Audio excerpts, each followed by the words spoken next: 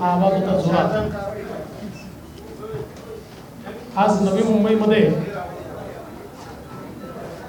मुंबई महानगरपालिकेत लोकांच्या सेवेकरता माननीय श्री गणेश नाईक साहेबांनी 9 ॲम्ब्युलन्स या लोकांच्या सेवेत समर्पित केल्या. त्यासोबत वाचनालयांमध्ये MPS आणि UPSCचा अभ्यास करण्याकरता पुस्तकं उपलब्ध करून दिली आहेत आणि ज्येष्ठ नागरिकांच्या विरंगुळा केंद्राला मोठ्या प्रमाणात वेगवेगळ्या प्रकारच्या इक्विपमेंट्स आणि दिव्यांग नागरिकांना रेशन किट्स असा एक अतिशय सामाजिक असा कार्यक्रम आज या ठिकाणी आयोजित करण्यात आला.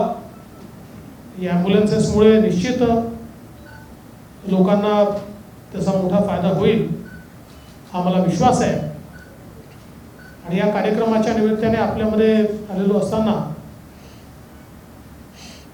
बऱ्याच दिवसात आपल्याशी संवाद झाला नाही, म्हणून आज आपल्याकडे या ठिकाणी मी आपल्यामध्ये उपस्थित आहे. मुळातच राज्यामध्ये आता कोरोनाचे रेस्ट्रिक्शन्स हळूहळू कमी होत आहेत.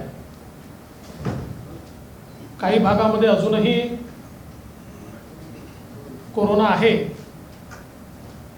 परंतु एकूणच राज्य सरकारची जी काही निर्णय प्रक्रिया आहे ती मात्र कुठेतरी समन्वयाचा अभाव त्याच्यामध्ये आपल्याला पाहायला मिळतो. मग मंत्री घोषित करतात 17 तारखेपासून शाळा उघडतील, मग घोषणा होते की उघडणार नाहीत कारण टास्क फोर्सने नाही सांगितलंय.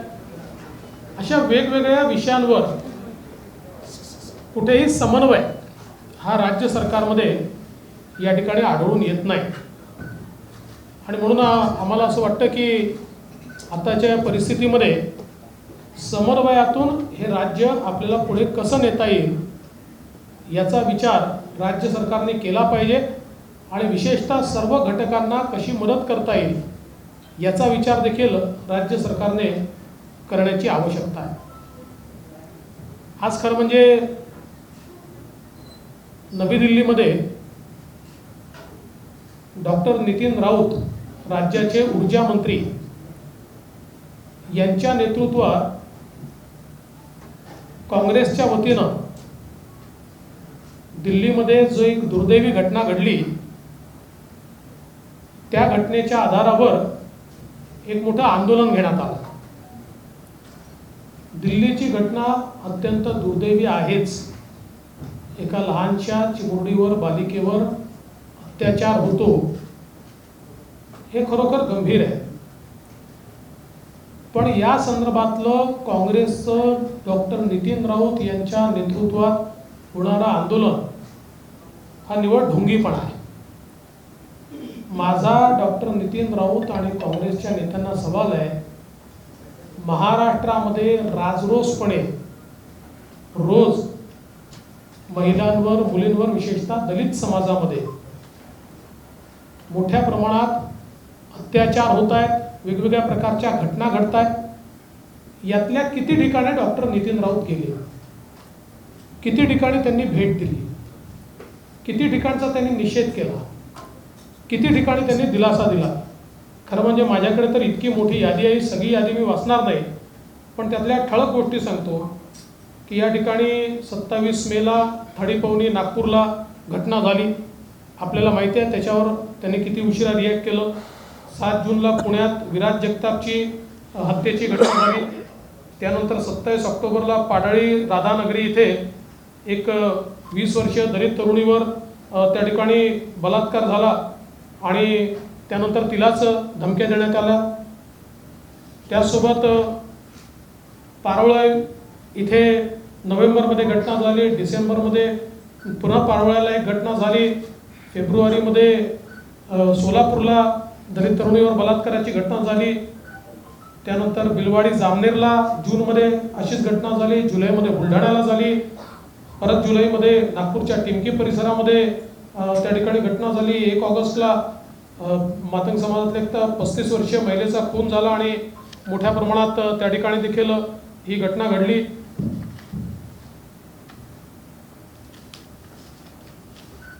20 जानेवारीला भिलोई नांदेड इथे 6व्या वर्गातल्या दलित युवतीवर चिमुरडीवर 4 शिक्षकांनी बलात्कार केला. सिल्लोडमध्ये एका दलित महिलेला जिवंत जाळलं. 17 फेब्रुवारीला दलित माता आणि मुलीला जिवंत जाळलं. 14 मार्चला दलित युवकाची हत्या झाली. पालकांवर प्राणघातक हल्ला झाला औरंगाबादमध्ये. 25 मेला बाभळगाव बीडमध्ये हल्ला झाला.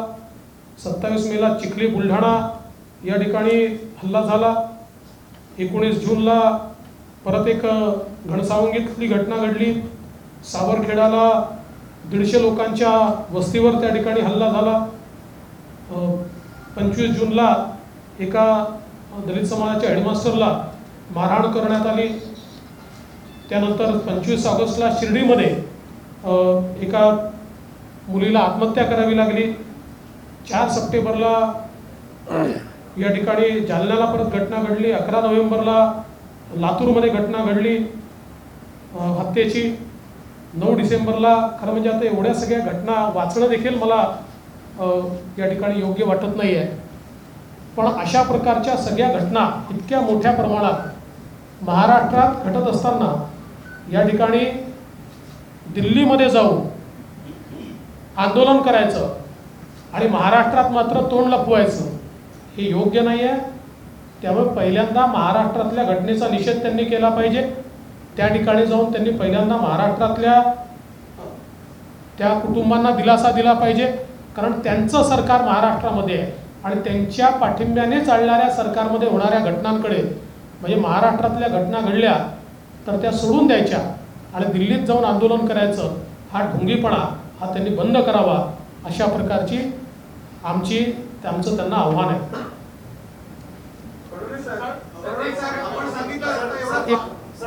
एक प्रश्न आहे. सिल्लोडवरून शरद पवारांच्या आवाजाचा नक्कल करून मंत्रालयात फोन दिला जातो. मंत्रालयाच्या वरिष्ठ अधिकाऱ्याने तक्रारनंतर गुन्हा दाखल होतो. त्याचबरोबर चाकणमध्ये सुद्धा अशाच प्रकारे फोन केला जातो जमीन प्रकरण मिटवा म्हणून. एकूणच ज्या पद्धतीने शरद पवारांच्या आवाजाचं नक्कल करत जे फोन केले जात आहेत यावरून शरद पवारांची प्रतिमा मलिन करण्याचा प्रयत्न आहे का? नाही, हे अत्यंत गंभीर आहे. अशा प्रकारच्या लोकांवर तात्काळ कारवाई केली पाहिजे. त्यांना शोधून काढलं पाहिजे आणि त्यांना जेलमध्ये टाकलं पाहिजे.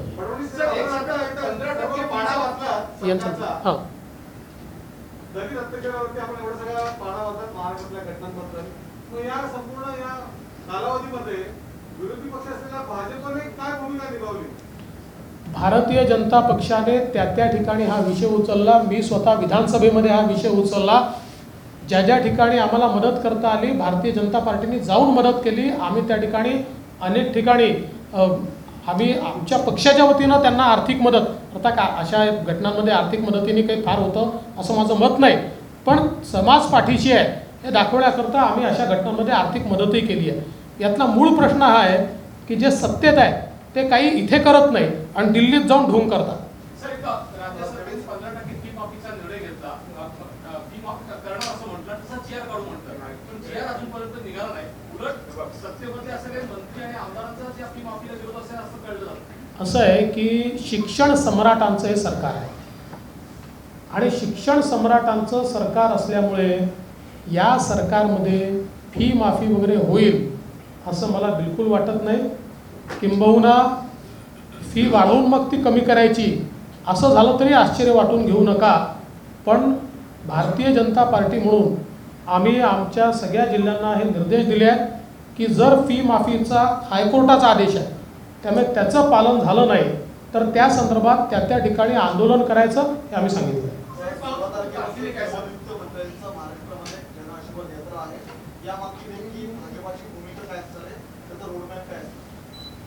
नवीन मंत्रिमंडळ झाल्यापासनं देशभरातल्या विविध भागातले विविध समाजाचे ज्या भागांना किंवा ज्या समाजांना तुलनेनं कमी रिप्रेझेंटेशन होतं अशा लोकांना आता मंत्रिमंडळामध्ये मोठ्या प्रमाणात रिप्रेझेंटेशन मिळालं आहे. आणि म्हणून हे जे काही रिप्रेझेंटेशन मिळालं आहे ते रिप्रेझेंटेशन मिळाल्याच्या निमित्ताने त्यांनी लोकांमध्ये जाऊन आशीर्वाद घ्यावे. जन आशीर्वाद यात्रा लोकांशी त्यातनं संपर्क करावा, लाभार्थी जे आहेत योजनांचे त्यांना भेटावं आणि योजनांमध्ये काही अडचणी असतील तर त्या समजून घ्याव्या. अशा प्रकारची या जन आशीर्वाद यात्रेच्या माध्यमातून ही पूर्ण देशभरातली योजना आहे. ज्या ज्या राज्यात नवीन मंत्री बनलेले आहेत त्या प्रत्येक राज्यातला हा नवीन मंत्री आपल्या अधिवेशन संपल्यानंतर घरी जायच्या आधी थेट लोकांमध्ये जाणार आहे आणि संपर्क करणार आहे. 20 तारखेला सोनिया गांधींनी जी बैठक बोलवली त्या बैठकीला मुख्यमंत्री उद्धव ठाकरे त्या बैठकीत जाणार आहेत. यामुळे असं वाटतं काय की भाजप आणि शिवसेना पुन्हा एकत्र येण्याची आशा मावळली? नाही, अशा आशा होती का? सर, नितीन राऊतांनी ज्या प्रकारे दिल्लीमध्ये आंदोलन केलेलं आहे, मात्र महाराष्ट्रामध्ये अनेक जिल्ह्यांमध्ये दलितांच्या अजून तक्रार सुद्धा ऐकून घेतली जात नाहीये. तर या संदर्भामध्ये भाजपा पुढील काळामध्ये ज्यांच्या तक्रारी ऐकून घेतल्या नाहीत त्या संदर्भामध्ये काय अग्रगमी नाही, आमची भूमिका आग्रहीच राहील. मात्र आत्ता महाराष्ट्रामध्ये लोकशाही बंद आहे. याचं कारण असं आहे की केंद्रातलं देशातलं अधिवेशन 25 दिवस चालू शकतं, पण महाराष्ट्रात मात्र ते 2 दिवसाच्या वर चालू शकत नाही. अधिवेशन घेतलं तर त्यात प्रश्न विचारायचे नाही, लक्षवेधी विचारायच्या नाही, चर्चा करायच्या नाहीत, अर्धा तास चर्चा लावायच्या नाहीत. म्हणजे लोकशाहीचे दरवाजे बंद केले आहेत. लोकशाहीच्या मार्गाने ज्या ठिकाणी हे विषय उचलले गेले पाहिजेत ती दालनच बंद करून ठेवण्याचं काम महाराष्ट्रात झालेलं आहे. सर एक प्रश्न आहे. सर एक प्रश्न आहे. आता ज्या भूमीमध्ये आहात त्या भूमीमध्ये एक ज्वलंत प्रश्न आहे आणि तो खूप मोठ्या प्रमाणामध्ये गाजतोय. तो आहे आंतरराष्ट्रीय विमानतळाचा नामकरणाचा मुद्दा. भारतीय जनता पार्टीची मुख्य भूमिका काय आहे हे अजूनपर्यंत स्पष्ट नाहीये असं समोरून म्हटलं जाते. मोठ्या प्रमाणामध्ये जन आंदोलन सुरू आहे आणि दिबा पाटील यांच्या नावासाठी स्थानिक भूमिपुत्र आणि प्रकल्पग्रस्त एकवटले ते पुढे आले. भारतीय जनता पार्टीला याबद्दल काय होते, कारण स्थानिक आमदारही त्याच्यामध्ये समाविष्ट आहे. भारतीय जनता पार्टीने आपली भूमिका स्पष्टपणे मांडली आहे. मी स्वतः पनवेलच्या कार्यक्रमामध्ये संपूर्ण मीडियापुढे भारतीय जनता पक्षाची भूमिका मांडलेली आहे आणि आम्ही आमचे सगळे आमदार या आंदोलनात समाविष्ट झाले आहेत. महापूर कृष्णा भीमाची आई स्त्रीगण योजना आपण अंमलात आणली होती, त्याबद्दल काय सांगाल? असं आहे की वारंवार कोल्हापूर, सांगली या सगळ्या भागामध्ये पुराचं जे संकट येतं हे जर दूर करायचं असेल तर आपल्याला डायव्हर्शन कॅनलच्या माध्यमातून पुराचं पाणी कृष्णा भीमा स्थिरीकरण योजना आणि अजून अशा 1-2 योजनांचा माध्यमातून ते दुष्काळी भागामध्ये न्यावं लागेल. त्या संदर्भातली योजना आम्ही तयार केली होती. 25 नोव्हेंबरला वर्ल्ड बँकेने त्याला तत्वता मान्यता दिली होती. नंतर आमचं सरकार गेलं, कारण तो जवळजवळ शेवटचाच दिवस होता. त्यानंतर त्यात काही पुढे झालं नाही आहे. आत्ता मी ज्यावेळेस माननीय मुख्यमंत्र्यांना भेटलो त्यावेळेस त्यांच्या नजरेस ते आणून दिलं आहे. त्यांनी मला आश्वासित केलं आहे की आता ती योजना ते पुढे नेतील. एक मला अजून मुद्दा या ठिकाणी मांडायचा आहे. राज्य सरकारने, केंद्र सरकारने काल 127वी घटना दुरुस्ती करून कुठल्याही समाजाला आरक्षण देण्याकरता मागास घोषित करण्याचा अधिकार हा राज्य सरकारला दिलेला आहे. आत्तापर्यंत आपल्याला कल्पना आहे की आम्ही मराठा समाजाला ज्यावेळेस आरक्षण दिलं त्यावेळेस ते आरक्षण उच्च न्यायालयात टिकलं. सर्वोच्च न्यायालयामध्ये 3 विरुद्ध 2 ने ते फेटाळण्यात आलं. 3 न्यायाधीश विरोधात, 2 न्यायाधीश बाजूनं. आणि त्यातनं एक मुद्दा समोर आला की राज्य सरकारचे अधिकार हे काढून घेतलेले आहेत का. तिथे सर्वोच्च न्यायालयामध्ये केंद्र सरकारच्या वतीनं अटॉर्नी जनरल आणि सॉलिसिटर जनरल दोघांनी भूमिका मांडली की हे काढलेले नाहीत आणि आम्ही तसं पटलावर सांगितलेलं आहे. तथापि सर्वोच्च न्यायालयाने सांगितलं की तुम्ही हे कायद्याने सांगितलं पाहिजे, अमेंडमेंटमध्ये स्पष्टता आणली पाहिजे. आणि त्यानंतर केंद्र सरकारने तात्काळ अधिवेशनामध्ये 127वी दुरुस्ती करून त्या माध्यमातून हे सगळे अधिकार राज्यांचे राज्याला दिलेले आहेत. राज्याच्या लिस्टचे अधिकार आता राज्याला मिळाले आहेत, केंद्राच्या लिस्टचे अधिकार केंद्राकडे आहेत. आणि कुठल्याही समाजाला आरक्षण द्यायचं असेल तर त्यात पहिल्यांदा त्या समाजाला मागास घोषित केल्याशिवाय त्या समाजाला आरक्षण देता येत नाही. ही पहिली महत्त्वाची स्टेप आहे.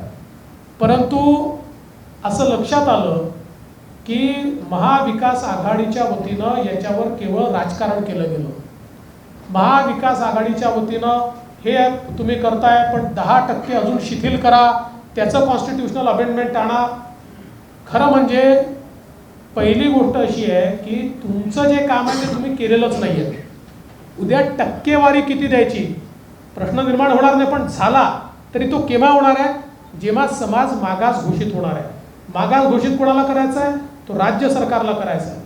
पहिल्या दिवशीपासून राज्य सरकारने जाणीवपूर्वक आपली जबाबदारी टाळलेली आहे.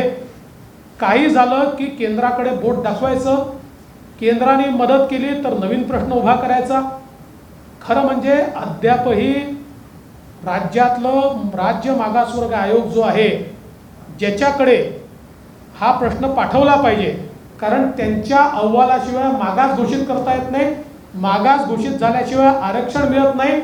अद्याप साधं त्यांच्याकडे रेफरन्स देखील झालेला नाही.